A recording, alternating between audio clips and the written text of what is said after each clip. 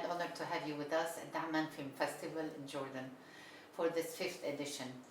Of course, plenty of people have a lot to say about your presence, about their exchanges with you, but I would like to hear from you, your first impressions and your thoughts about your presence here. Thank you. I'm happy to be here for first time in Jordan, and it's 5th day I'm here, and it's a very good experience because the atmosphere of festival is like you can talk to other filmmakers, to young filmmakers, and sometimes in other festivals there's no space to talk to people. It's like just going watching films, and here is a very good place to talk to young filmmakers from this region, and always during these days and nights I'm talking to them, and I'm very hopeful about the future of this generation.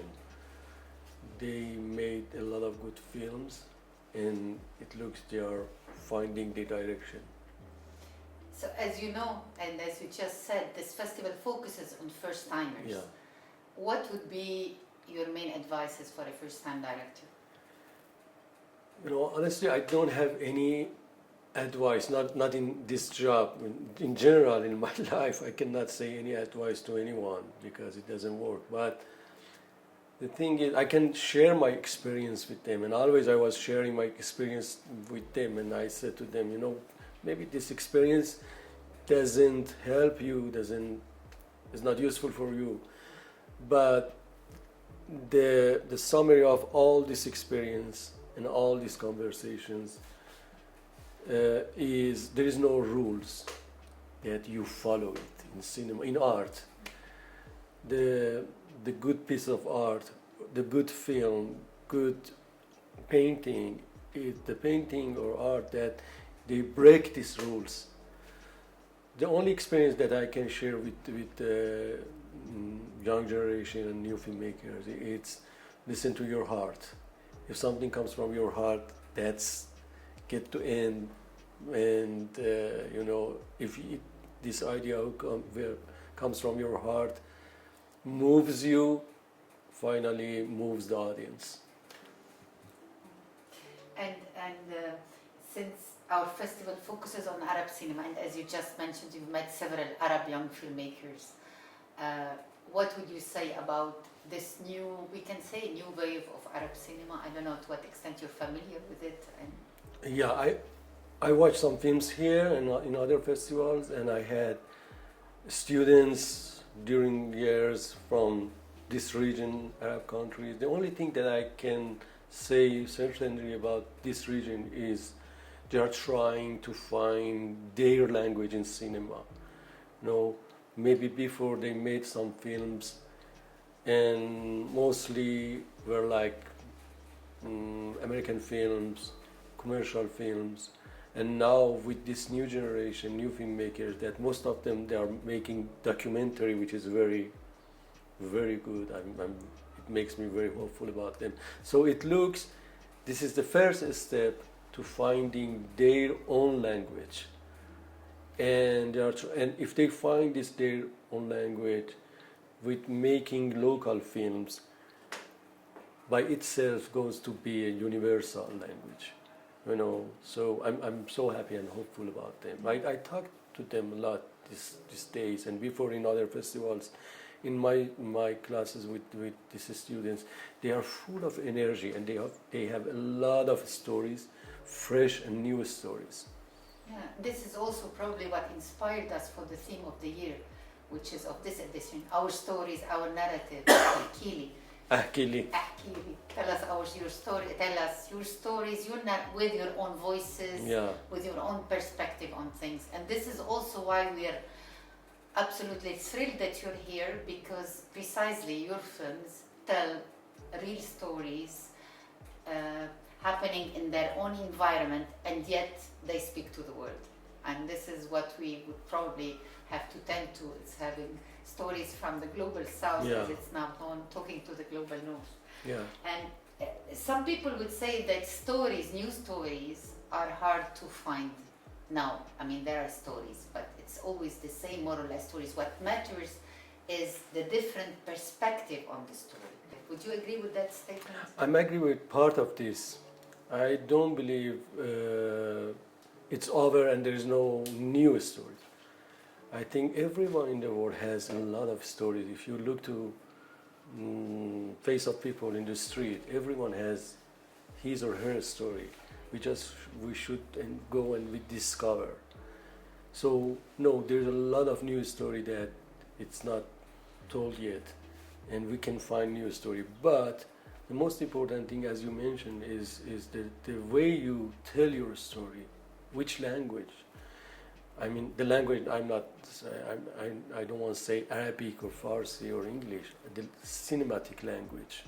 That's the important thing, and the perspective that you look to characters, the classic way and the old narrative is black and white characters. Always we watch this kind of films. Before we go to watch the film, the filmmaker decided this part be black and the other part be white, and we didn't know why. So this kind of perspective that it was my role in all my films made that repetitive story, for example, in a separation with a new language, cinematic language. So it's important we find our new language, our perspective is.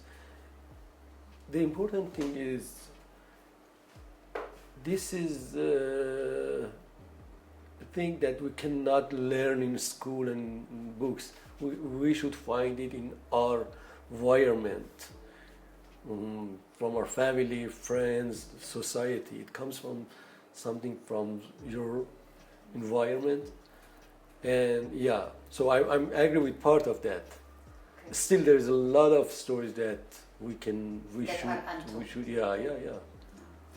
In your opinion, if you had to say, for instance, one or two things that would make a film stand out, the story, script, or kind of. By my experience, if the film comes from your subconscious in the beginning, the idea comes from your heart without any calculating, thinking like math, it will stay with audience. And for me, the film that stayed with me for a long time is a kind of film that in the first step it's emotional film.